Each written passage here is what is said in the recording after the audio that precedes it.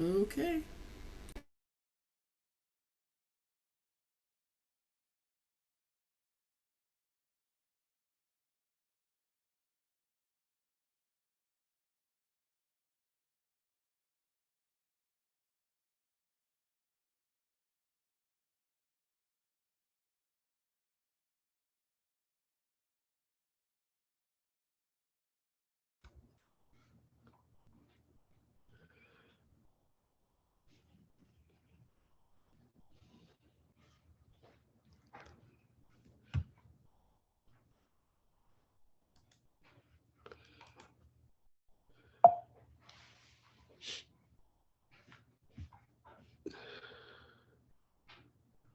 Well, I'm assuming you can share. If anyone can see the screen, just let me know, and I'll proceed.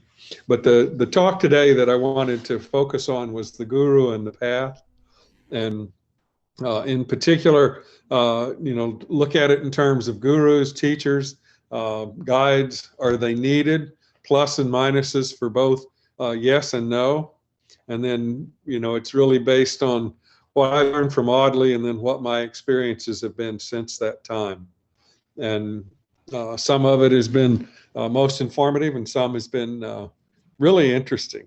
I'll just leave it at that. And then to start, I'd like to meditate for just a few moments, just 2 or 3 moments, just to kind of center, still the mind, and do this. And the best way to do it is simply close the eyes, relax, sit upright, and then take a deep breath.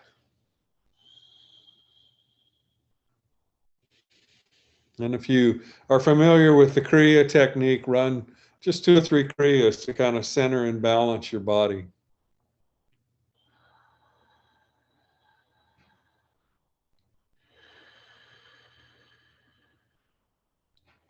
And then sit still. Try to focus at the top of your head. And if you can just be aware of your breathing. Breathing in, breathing out.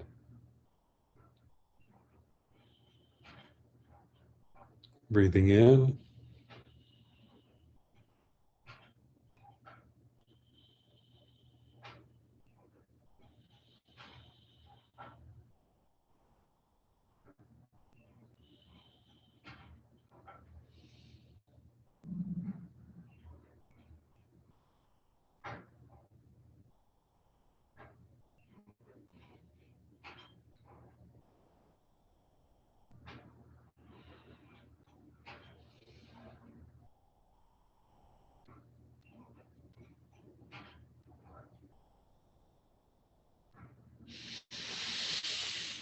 and then come back to your physical awareness, your physical consciousness.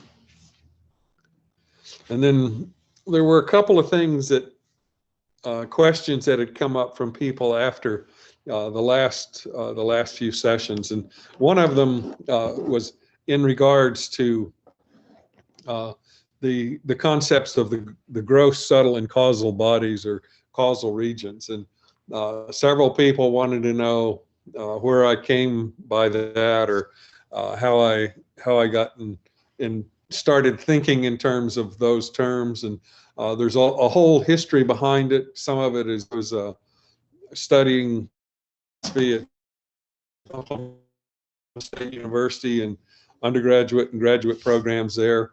And classes I had that were at that time called Oriental Philosophy. There was a 1 semester devoted to the Indian traditions, one to the Chinese traditions, and those were very common terms that were used there. And then there was a text that Audley gave me shortly after I got to know him, and it was a little book. It was a copy of the Yoga Sutras, Patanjali's Yoga Sutras, and a little book, one of the first English translations, How to Know God. And we'll have more lectures about that at another time. But also in Dr. Thinn's work, there's a paragraph here in Radiant Road to Reality. It's on page 133 if you have a print copy. But it says, after the soul goes higher and opens the third veil and listens to the sound of the Suwan region, It is known as Daswan Dwar, the 10th portal, with exceedingly brilliant lights. The soul, after freeing itself from the 5 tattvas, the essences, and the 3 gunas, the principles or attributes of Maya, and the 3 bodies, gross, subtle, and causal, attains to this region, where it is fit to worship the Lord in his unspeakable, unthinkable, radiant form. He is the true Sad or Sadhu, whose soul is ascended to the 10th gate and is established there in the Suan region. Such a one willingly endures all things, is above pleasure and pain, and is free from all attachments in the world, but not of it. Purusha, Prakriti, and are manifest in this region. It is also called the region of Parabrahman. Now, I referenced or referred a lot of people to read Dr. Thin's work, and they told me it's kind of hard to understand and hard to read. And I looked at it just in terms of this one paragraph. There's a lot of terms that are thrown in. As much as 20% of the terms in some of his writing are the either the Sanskrit, the Pali, the Punjabi, the different languages, Hindi of India, and he peppers it all of his speech with throwing those terms in, and that was very common from nearly all the speakers in that time. But without having a glossary of terms or kind of a broader understanding, it is difficult, I would say, to read it. But the part that I got, because I had kind of synced into it, was the gross, subtle, and causal bodies. And then as I read many other things and talked to other teachers, it was a common term. And so it's one that I've found is very useful to describe the different realms that we exist in. It's the gross, the physical, the subtle, the mind or the mental fields, the astral plane, the etheric plane, and the causal is the Godhead or the Atman, the non-dual state of oneness.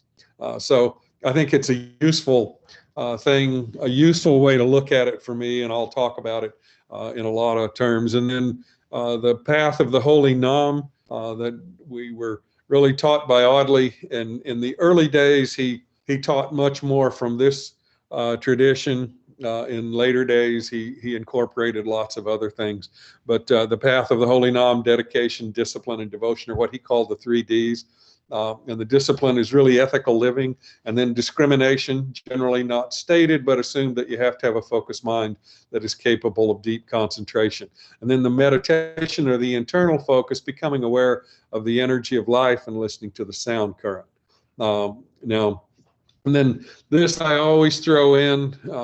I won't read through it this time, but I'll hold it there just a second. Hopefully you can read through it and get a sense for this is what he summarized, and actually had this on a small paper that he printed out, and it was actually on a Xerox form. There was a top and bottom, and we used to cut them, and when people came in into 2 parts, and they would get a copy of this, and then they would get the first card. And he saw this as a summary of his teaching and what he was encouraging all of his students to try to do, but really feel it, follow it, and become it, and become in that causal form or the Godhead.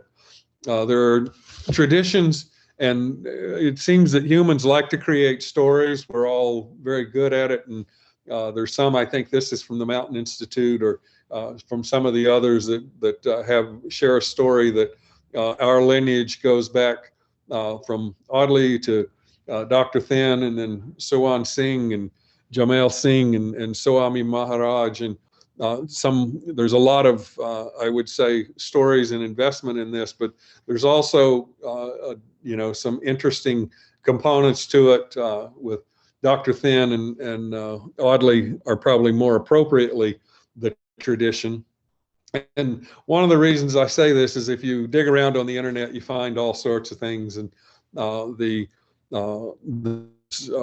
tradition that we're part of that lineage and part of that heritage, and then there are some of the people that are actually in that lineage today that say no, it's when Dr. Thin was asked about it, he assured people that he was not familiar with and did not know Sohan Singh, and Some think that was the guru, and so I think you just have to go inside yourself and try to understand that. And then one of the teachers in that tradition met with Dr. Thin's wife in 1977, 10 years after he had passed, and asked about his teachers and that. And she informed him that Dr. Thin was initiated by a Tibetan saint that was a direct descendant of Guru Nanak, and that was the tradition that he was in. And so there's different stories, different ways to understand it, different explanations, and I'll let you sort out for yourself. And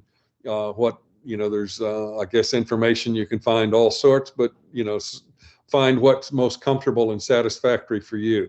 The one thing that I do know is that the relationship with Audley, and though I never met Dr. Thin, one of the things that Audley also gave in the early days was he shared a picture of Dr. Thin, which was this picture here that had been taken in his backyard, and it was one that he used in his own meditations. And I found it was either one of them. If I wanted to go to the source, I could go through the light in those pictures and find the true source and the true being or essence of what my own being is. And so I encourage people to not be discouraged by anything you read on the internet. I'm sure it's mostly true, mostly false, however you look at it, but an interesting tradition. And then there's some useful texts that might help people if they are really trying to sort out and make sense of all the things that you may have been taught or learned. And one is, it's an early Buddhist text called the Visuddhimagga. It really talks about the stages of enlightenment or stages of awakening. And I found it particularly useful to help understand what was happening in my own life. And another one is The Joyful Path of Good Fortune. Geshe Kelsang Gatso is one of the Buddhist teachers and in the Tibetan tradition, and a very useful book. And he talks about the different stages of awakening or stages of enlightenment that you can go through, and give some indication for measures and some traditions or some lineages. And this is one of the good parts of a lineage, is that you know that if you follow in that path or in that lineage, you can go back to the source. But there's a disciplined approach to the teaching and to validation or to the fulfillment of enlightenment within students of the teacher.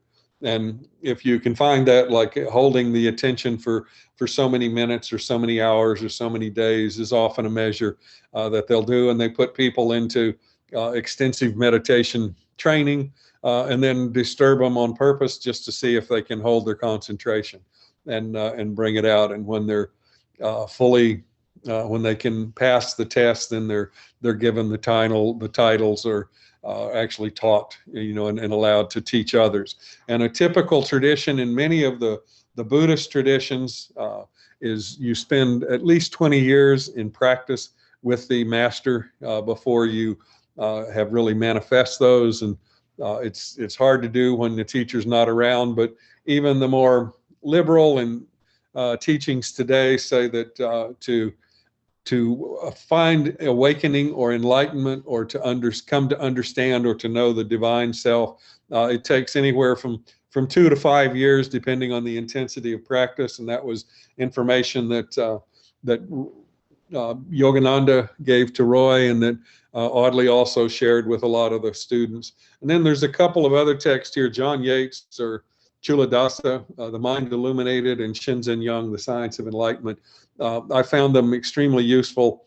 And if you're looking at the traditions or the guru or the role of the guru in that, you might find most interesting. And one that's not listed here that I refer to a number of times is one of Ken Wilber's audio-only text. It's called Cosmic Consciousness, KOSMIC, produced by Sounds True. But chapter 8 of that particular audio series, it's about an hour interview, is all about the teacher and the guru, and I'll refer some of that. I think he puts it more clear in some ways than we find others. And then there was another thing that I had several questions with, some of the energetic healing or the positioning of the chakras and various things. And there's a paper that I'd found, I couldn't find it last time for that talk, but measuring the human energy field of revolutionary instruments to reveal energy fields of humans and nature. And it was done by a Russian scientist, and the paper is readily available online in a PDF format. But they measure auras and do various things and show different configurations of energy fields with problems, having holes, or in that, I've seen the same thing in chakras or centers where there's holes blown in them, energy fields of an orchestra conductor before he's all hyped up, and then afterwards he pours his energy into it in conducting a symphony, and it's depleted to some extent. A course of acupuncture, a person that has real trouble and flow of the energy, and then they treat them with acupuncture, and the energy form is vibrant and alive. The chi is flowing actively. Someone that has a real challenge in a distorted energy field. I think all of us have felt this at one time or another, where we feel we're all blown out or out of sorts. And then this one I had found was particularly useful in terms of the alignment of the chakras. And the ideal alignment is when they're all in a straight line. But this is one of the drawings that was done of someone that has a distribution or has a difference in energy. And I've seen in my own site, have seen things like this, and shared some in other drawings and things. But these are things that I think might be useful. And if you have questions in that area, if you didn't get the link to it, I'll send you the link afterwards. Just send me a note or a text, and be happy to share. It's useful, but not beyond that, not a whole lot. But one thing is that those are all the subtle stories, or the subtle realms. And then one thing in terms of what we are as a unit of consciousness, and the spirit comes, and it's said in many of the traditions, many of the stories, that the spirit comes and knocks at least 3 times in our life. Some teachers say only 3 times, but the first time the spirit knocks, often you'll actually hear a knock on the door, or you'll hear your name being called. There'll be a part of yourself that reaches out, or there'll be some experience that comes, and it triggers you to want to know or to understand, maybe to find a teacher. And so you start doing that. And then there's a lot of stories of the gurus in the lineages, or the teachers in the lineage, of when they meet their guru. And in Autobiography of a Yogi, there's a couple of them, Lahiri Mahashaya and meeting Babaji. And, it's a whole series of chapters, but he meets him, and, he writes out a story that's probably one of the most magnificent meetings, to where Babaji is manifesting palaces and great jewels and all kinds of things. And most people I've found don't have that kind of experience when they meet their teacher.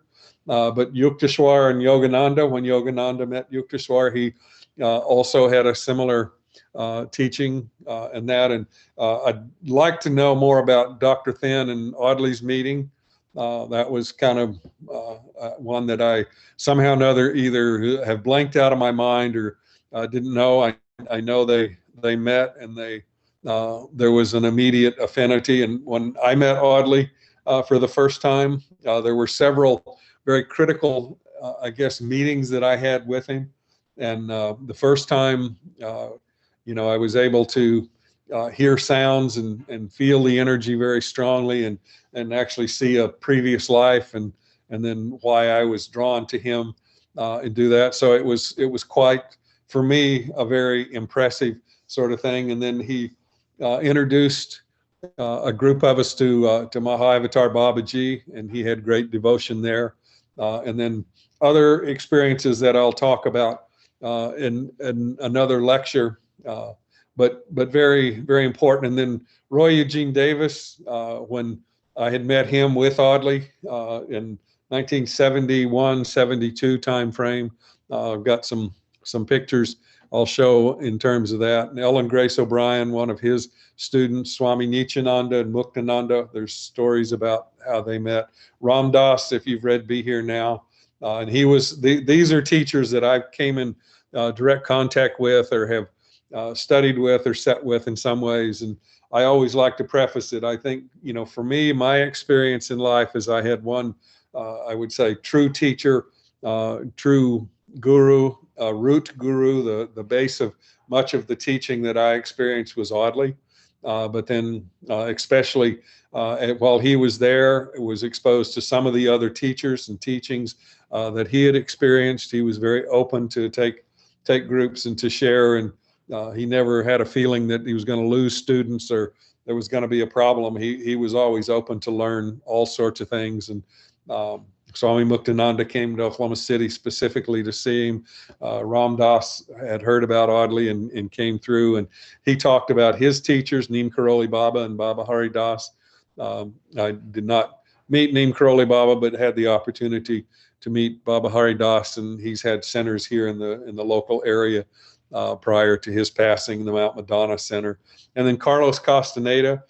Some people, different times, it's been different ways to look at that teaching, but I found useful components within that teaching, and actually met him with my oldest daughter and went to some of their seminars when they were doing that. And then Ken Wilber is another that's been extremely helpful. Now, when I look at these, and then I look at them in terms of guru stories, and there's a whole controversy, or maybe not controversy so much, but differences in traditions in terms of does the guru, are they absolutely required? In other words, can you know God without having an enlightened master, either lighting the lamp or sharing the energy with you, or you simply sitting in their presence? And there are seem to be some people that do. They come in fully enlightened and fully aware in themselves, and they really don't require the presence of a master to do it. Others, depending on where they are in their stages of development, it can be extremely helpful. And it's like any story or anything that you want to learn, it generally helps to have a teacher. And the more proficient the teacher, the more grounded they are in the knowledge and in the awareness, the easier they can share with you, and the more it can accelerate your own awakening or your own sharing. This is a picture, for if you don't know, of Guru Nanak, the founder of the Sikh tradition. Dr. Thin identified very much with that and clearly had devotion all the way back into that tradition. And I don't know whether or not he was, enlightened by a Tibetan master that was a direct descendant. Makes a nice story, but I don't know beyond that, other than I do know that if you follow the tradition back in the Sikh tradition, it is a beautiful tradition. It is the tradition that talks about finding the inner source, the inner sound, the inner awareness, and becoming one with it. And that's what the teachers are. So it can be helpful to have a teacher. But just because you have a teacher or you have a guru, and he may be a Maha saint, magnificent, brilliant, more brilliant than a thousand suns type teacher, and he may know the spiritual side of it beautifully, but he may not be very good at playing the piano, and he may not be very good at teaching mathematics, or can he do calculus? And well, does it matter? No, but there's sometimes the sense of knowing that comes from touching that source. It's so powerful and so comprehensive that it does give the sense that you know all things. But you go to the teacher to find the spiritual awakening, the divine part of yourself, not necessarily to learn calculus. Now, if you had a master that could teach you calculus and Jyotish astrology at the same time, that would be a blessing if you have an interest in that area. And then Dr. Thin, clearly in that tradition, always identified with the Sikh religion, the Sikh tradition, always wore his turban, even in the U.S. military. And there's a lot of history behind him, but a very beautiful spiritual being that was truly an enlightener for Audley, and was a great blessing in my life. And I've always had his picture close to me and dear to my heart. And this is the picture that Audley took and that he often meditated upon. It was very useful and very helpful. And then, this is a picture I took of Audley. He was always smiling and making my life more enjoyable. And then, this is one that I often use for meditation, just because I find it useful and kind of how I related to him. And then this is a picture of Audley and I at one of the retreats years ago. And I'm not sure who took the picture, but I'm very grateful for it because it is a nice memory for me. One of the key things with knowing Audley was an introduction to Babaji. And he like others in the tradition of Kriya Yoga, when they first became aware of the stories of Babaji, typically through Autobiography of a Yogi, or later through a small book written by Baba Hari Das, who had met him, had seen him in the physical form. But Audley, because of his great devotion, would take a small group of students, and we would, in a sense, fly through the air or enter the subtle realms is probably the better way to describe it. It was kind of like dreamlike experiences in some way, but it was so powerful was his devotion and his love for Babaji that it would surround the group of students that he was with, and would take us all the way to wherever Babaji was meditating. And the only thing I can say is there were always other students around.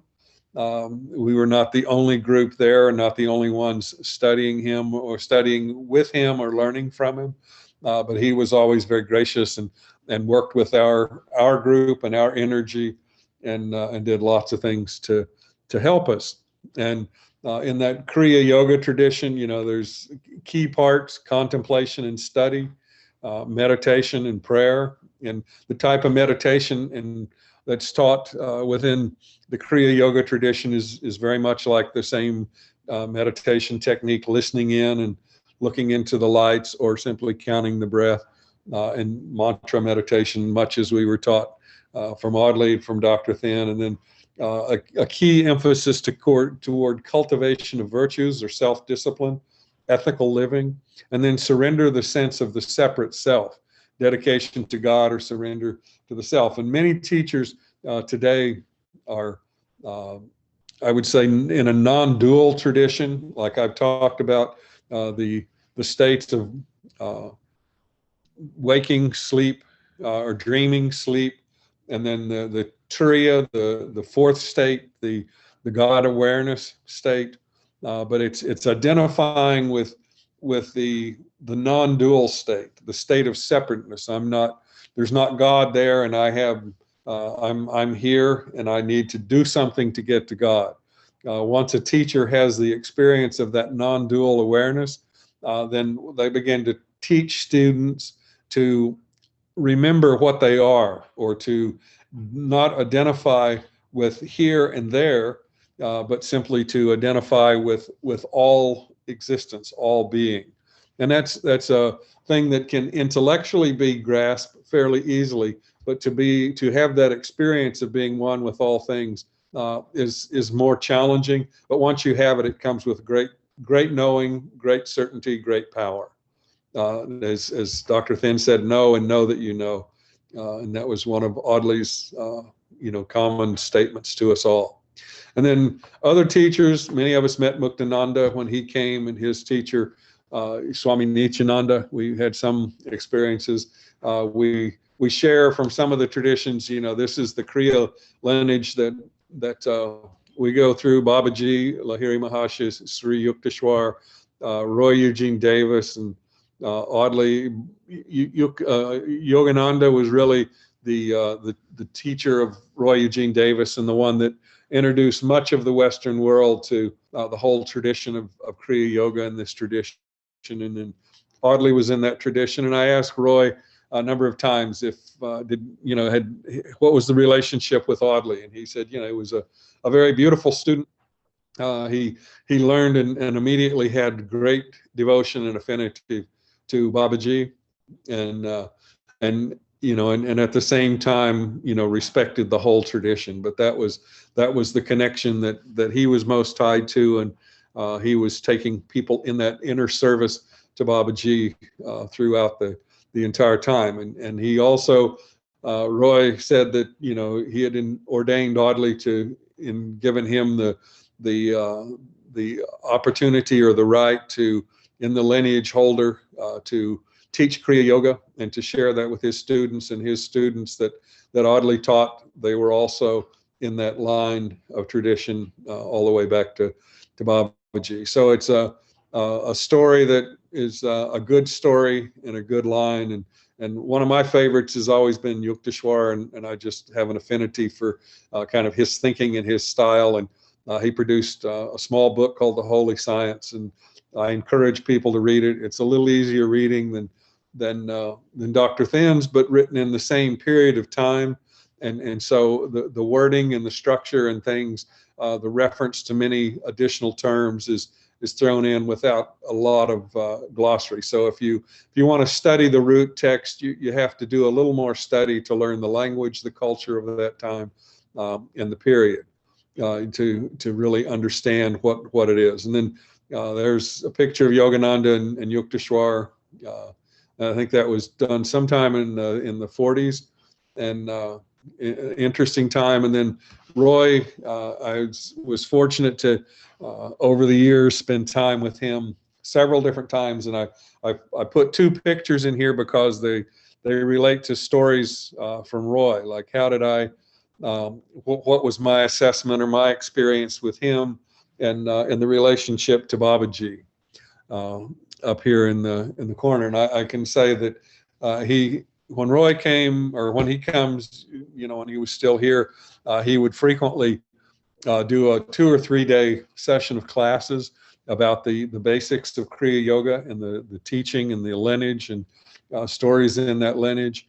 And as he would do that, he would give the basic instruction then in terms of how the Kriya Pranayam, the actual exercise, is done, and would often initiate or provide individual instruction or the touch and blessing of the teacher as people lined up and provided an offering to the teachers in the tradition.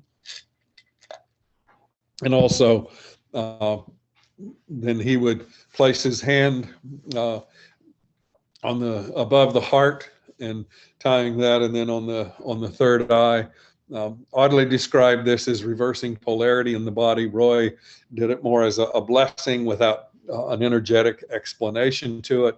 But I can say, I guess I hadn't seen him for a number of years, and in 2010 he was here in San Jose doing international Kriya Yoga retreat, and he was the culmination of that. On the third day of that retreat, he did the initiations, and as I walked up to him, and he was sitting in a chair, he reached out and touched my heart area and then touched my third eye, and I had my eyes closed, but I could feel a strong movement of energy, a strong rush of energy. And it's like, as he touched my third eye, I immediately had truly a tunnel vision, like looking down a long tube of energy, and all the way through that tube of energy, it was right back to Babaji, as he's sitting here, dressed slightly different. That's one particular photo that was taken of him long ago, but he was dressed in a white like cloth or coat or shawl around him, and but he was right there at the center, and it showed me that he was connected directly to the source of that. And he emphasized that when the initiations were done, there was always an energetic representation of the teacher, all the way back to Babaji and through all the lineage holders. And I've seen that a number of times when the initiations are done. There's that energetic awareness or that image and that presence there, and to help bless the students and lift them all. And then the reason I show this picture, Lord Shiva down here, is one of the few years after that, Roy was coming again for another meeting in San Jose with a lot of the people. And the night before he arrived, I was having kind of a restless night, and I guess I was excited because there were a lot of friends coming in from out of town and different things. But at the same time, I had woken up in the middle of the night, couldn't sleep a little bit, went back to sleep, and felt I wasn't going to be rested enough. And I like to be more rested when I see teachers so I can meditate with more clarity.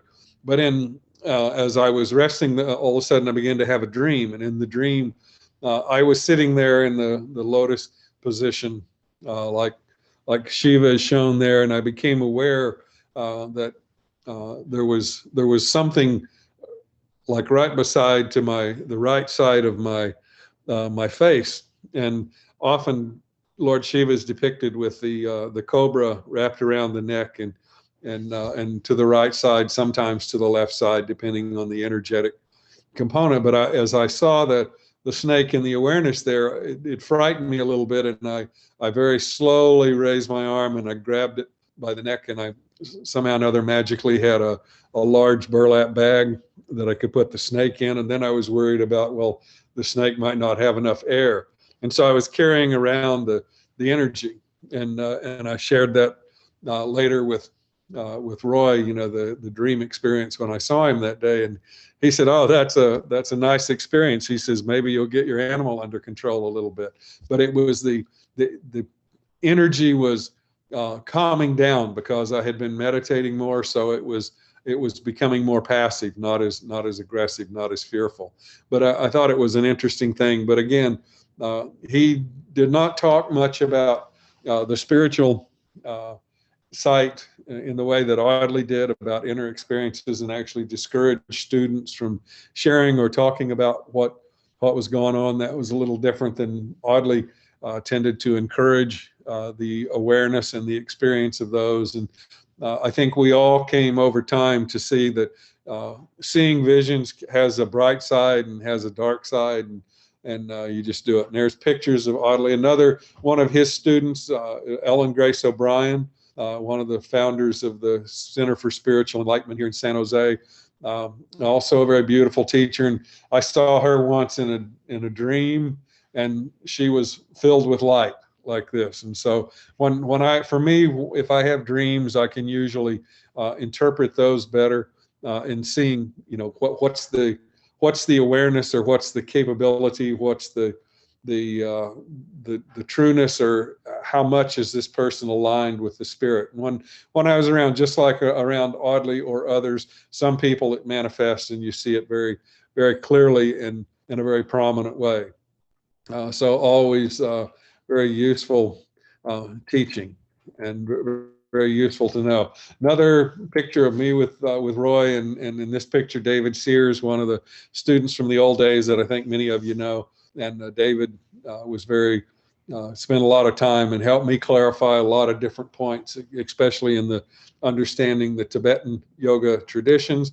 And in some of the things that I know, several discussions that we had in terms of sight and seeing, and the exercises that we were doing in various classes. And since David had spent about 10 years in a rather intense Tibetan Buddhist tradition and study, and in going through that learning and that teaching, he found that many of the teachings, or many of the exercises that we were provided by Audley for all the various teachers were really very similar to the ones in Tibetan Buddhism, and but often only taught in monasteries, not taught in the world. It's a little more challenging to do some of these things and be a householder at the same time. And then the Gatso, who was the teacher that David worked with, he's a bit of a controversial figure, a contemporary of the Dalai Lama, but they have some differences among their own teachings in the Tibetan tradition, but he writes very clearly and has some of the things that I think people find very useful. And so I encourage you to look at his work. And then always, seek truth in meditation, not in moldy books. Look into the sky to see the moon, not in the pond. And it's always trying to keep some balance. Now, some of the things in terms of what I wanted to share, and I've tried to share some about the teaching, some about the guru, and one of the things in a discussion that I'd had with Connie was, some of the lectures that I've done, and then some that are planned, and this will be posted fairly soon, but really looking at a lot of the different traditions. And then one of the areas I really wanted to focus was Radiant Road to Reality, and try to put that into a form that I could work with a little better. But that's a little bit of what might be coming. And then the Guru and the Path. These are what's the purpose of the Guru or the teacher? It's to provide instruction. And I think it's very important to have good instruction and truthful instruction. And then, are there different types of teachers? Yeah, there's gurus, Sat gurus. There's just straight teachers. There's pandits that typically don't have students but have a great deal of information, and lamas and rinpoches, and medicine person or medicine man or medicine woman in different traditions, shaman, priests, bishops, popes, you might add in there. And then, what are the lineages, and are they important? And then, if you need a teacher, how do you find one? And then what do you do if you can't find one? Well, with any subject anymore, everything's on the internet. I think you can find just about anything you want at any point. And all of the information, all of the secret teachings, all of the advanced teachings, everything is out there. So we're in a little different time than we were even 50 years ago. And one of the questions that comes up is, and there's even a lot of discussion that says today, some people say the age of the Guru is past or is gone, or we've gone beyond it. And I think one of the things the Guru or the teacher had historically been usually a great leader or a great presence. And as they have come into the West, and many of them didn't fare too well. Many of them got caught in all kinds of scandals and various things. And so the teaching is still there, and the teaching is still accurate and true, but it's not necessarily, the Guru may not be viewed in the same way. More suspicion, or more concern in terms of whether or not they're teaching the truth. And there's a lot of things that are simply done at various points to say, some of them aren't such nice guys, and some of them aren't such nice women. They have a dark side to it, just like all other human beings. And so we continue to see and to find what we can do. But if you do have a strong need, the spirit knocks, and all of a sudden you want to know God, you want to know what life is all about. You want to know how life expresses. You want to know why you're here. You want to know what you are. Well, there are a lot of things you can do to actually kind of understand, or in a sense test the teacher. And you don't want to test aggressively, because what the teacher is supposed to do is to help you identify what your ego is, and the egoistic or egoism in your personality. You're identifying today, when you first have a desire to know the teacher, you're identifying with the ego person, and you think, I'm not here, I don't know God, I want to know God, I don't have a teacher, I want to know a teacher, and I want to make sure it's a good teacher. And it's ironic to me that even the stories that are told, as Audley did the initiations for people, and there's always, in their traditional stories that are frequently told at initiation, they always caution you, that the Guru is, he's just a man or just a woman, and they have flaws and limitations just like everybody else, but they may have secret knowledge, or they may have special knowledge. They may have an awareness. They simply may be aware that they know what they are. They have touched the soul. They have oneness with that. And then some of the things that you can look at, if you're just outwardly looking at teachings and you're searching for them, you can do things like observe how they get along with their wife or their children, if they have children, and how they get along with other teachers. Do they badmouth them, or say theirs is the only way, and if you follow that way, you're lost? Or they talk about only the true path, or only the only path is their way. And then frequently, in like this item I hear, surround them with handsome men or beautiful women, and see what they're attracted to. see what either to the divine essence within other people or the bodies of the people. And that sounds like kind of a modern day thing, but when Guru Nanak was first starting to do his teaching, he came to one village, and the king or the mayor, the head person of the village said, well, he wanted to come into the town, and they said, no, we can't just let anybody in our town. We have to make sure, they're true teachers. And so why don't you spend the night in the grove outside the town, and we'll let you come in tomorrow. We want to prepare. And then what they did is they had a bunch of lovely women go out and dance around him all night to see what he would do and how he would react. And he simply went deeper and deeper into himself and didn't notice them at all. And so they realized he's the true guy. But even back 500 years ago, or 5,000 years ago, they were still testing the assertion, the truth or the validity of the teaching and of the teacher, and how do they react. So it's good to know that. But the problem with sometimes meeting a teacher or a guru is that often the teacher, when you meet the teacher, it's like meeting someone and falling in love instantly. And and then love is kind of blind. And so you go to the teacher, and they touch a part of you, or your devotion really opens up that awareness of what they are. And since they've touched the true self, you can actually see it manifest in them. And when you see it manifest in them, you know they know the truth. And so you want to know everything about them. You want to know about their life, their teaching, their teachers, their what they do, how they treat others, how they share. And I think I know many of the people that are listening have studied with Audley or studied with his students, and you all have different views, perhaps, of what the teacher is and how the teacher is. And some of the normal guidelines that you look at is you see how they respond to others. They see how they respond. Do they charge money for the teaching? In our tradition, in general, there was, from Dr. Thin as well as through the Kriya tradition, it's not a charging for the core teachings. Donations are accepted to help that, but there's kind of rules or guidelines for how the teacher and the students interact in regards to money or energy. And then in some cases, the thing where most scandals have come about in teachers or ministers or various things over the past years in my life have often been related to how teachers interact and handle money. Sometimes it just becomes overwhelming, the power that comes with a lot of money.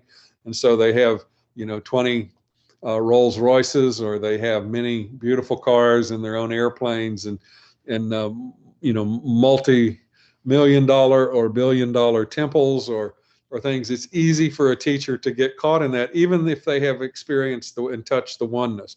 They can still come back and find that, or they can get involved in improper relationships with other students, or with their students, or with other teachers, or so how do they live and how do they express? But also realize that what the teacher is supposed to do is help you identify how you're conceiving incorrectly, or how you have locked on to thinking you're your body, you're this physical form. And and if any resistance to the teacher or the teaching is often criticized by the teachers, this is your ego expressing, you need to submit, you need to do what I say. And there was a time where the guru may have been the most intelligent, the most charismatic leader of an area or a group, and really knew most all knowledge from that time. But as the world has expanded, there are a few people that are masters of all things. They may be a master of touching the God self, touching the Godhead, touching the oneness, and living that and expressing it every day. But it doesn't mean they're good at speaking all languages. Doesn't mean they're good at all forms of mathematics and physics and advanced engineering. They're probably not very good at coding. But boy, if you want to go to the self, they're the person you want on your team. And then other things is, do they teach health? Do they teach morality? Do they care for children? Just a whole lot of things that they can do. And I'll post this stuff out, and people can can look at it or react to it, or if you have questions, contact me individually. And some people say, well, why do you worry about all these things about wanting to know what the teaching is, what the path is, and how it unfolds and how it's expressed in different ways. And I think I look at my own time with Audley and the time of many of the other students with Audley, and and then many became teachers. Many went different ways, did different things.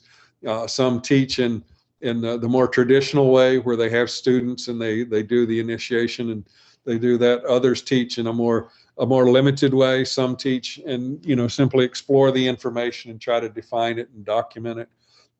More of the pandit or the master, and it's kind of like having a PhD in the particular area where your study.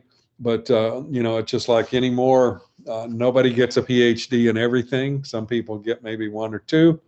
And just like when you learn to perform at the highest level in any tradition or in any line of development, whether it be athletic, musical, spiritual, in that you can master one level, but generally not all of them.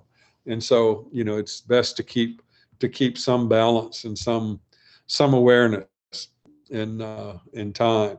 And then the teacher, if it's required that the teacher enlighten people or light a flame, light an awareness, light a part of their own being, and these are things that I have seen and have been able to work with in many ways, many times, and participated in it, had instruction in it, in how to provide the teaching, how to impart or share that energy. And I found that it can be very helpful. Some people need it very much. Some people simply can walk in nature and they have a great awareness of it, of the divine self, and that they're totally absorbed in it. And I've met people that have never known a teacher or guru or been familiar with that, have no religious training or background, but they're radiant and full of light. And when you ask them questions about it, they have an awareness for that knowing, and they have the ability to go into it and to share it, to impart it. Even sitting in their presence can be very uplifting and very peaceful, and can be very helpful. And so I think it's like learning any subject. If you have a great teacher, it makes anything much easier. And a key part of sitting with a teacher or a guru is simply sitting in the presence, and in the darshan, the bathing or the sharing of that light and that awareness. And when you sit in that awareness, it tends to accelerate your own movement to that. But it's easy to have. Sometimes you meet the teacher and you have this, I would call it a peak experience. Maybe you have an experience of enlightenment, and it touches you so profoundly that you're transformed in a way. But then you wake up the next morning and you still need to go to work. You still need to earn an income to pay for your rent, to pay for your food, and do those things. And so it takes time to develop and to bring those realizations into permanent traits or permanent expressions of what you are in life. And I think all of the students that I see of Audley, many have gone out and done very beautiful work to help and to teach and to guide others, and to provide very useful information and ways to help people change their lives. And many of their students have become teachers and gone out and helped others. And so there is a tradition or a lineage. There is an ability to do it. And the more people perform in that lineage or in that tradition, and the more they master the knowledge and the skills in that, clearly the more they're able to help others. And the teacher can, in some cases, just touch the person or just be in their presence, and they'll feel a life-changing energy that comes over them. And so teachers are important, but not required, is what I've seen over time now. And then the path, even the concept of the path in some of the non-dual states, once you touch that causal self, that God self, that great supreme, the soul, however you define the highest level that you can go to, it's like it's really not some place that you need to go. It's not something that you need to do. Like some teachers, after they experience that non-dual state, they immediately have a sense that there is no path. You don't need meditation. You don't need anything. You just need to become aware of what you are. Remember that you're an expression of the divine. Everyone is created in that essence. And when you first hear that, it often doesn't, it sounds good, but it doesn't have an experiential or a temporal component to it where you know that in a great sense in your own being. But after you are around it more, you become aware of it. So the path is not something necessarily you need to do a lot of work at, but you need to work at. You need to at least read the teacher's books, or chant the mantra, or look at the image. There's something that you need to do, or maybe just be in their presence. But a lot of it seems to be that you can be in their presence. Like I saw some students that were around all the time, but never seemed to have a sense of fulfillment. They're still asking the same basic question: Are we there yet? Are we there yet? Or how will I know? And they often the teacher will explain it to them, but they come back and say, well, that I want it more concrete. And that's where it's often useful to go back to the gross, the subtle, and the causal components of it. People often want the subtle components of their awareness to be in the gross level. They want to see in the same sense that they see with the physical eyes. In the physical eyes, you see things that have depth, as I pointed out last time, that have shadows, that have a temporal existence, that can move from one place to another. In the subtle realms, there are no shadows. In the subtle realms, there's a lot different view, and the items have a light or a luminescence from within. And so it's important, for all of these to understand where you are, to understand what the path is, and then to truly, once you touch that source, you think, I was there all along. It's not something that's unfolding new or different, or it's not something that I have to do anything to. Is all I have to do is simply be still. And when I become still and still the breath, either through mantra or concentrating on an image, then the mind becomes still, the thought forms drop and wither, because I'm no longer paying attention to them. I'm no longer feeding them. And then I can move from that into a blissful state, and then into a state of oneness. And I think that's kind of, for me, the guru, the path. And if you're fortunate to find one, may it be a true teacher that can help you know yourself quickly. I think that's kind of the point where I'll see if I can get back to the screen, and then turn off the sharing. Okay. Was anybody able to hear what was going on? That was good. Ben, I've stopped recording, FYI. Okay. So if we're going to do a Q&A, I'll start recording again for that. Do you want me to? Yeah, that's fine. And if Oh, wait a we second. Apparently I have not stopped recording.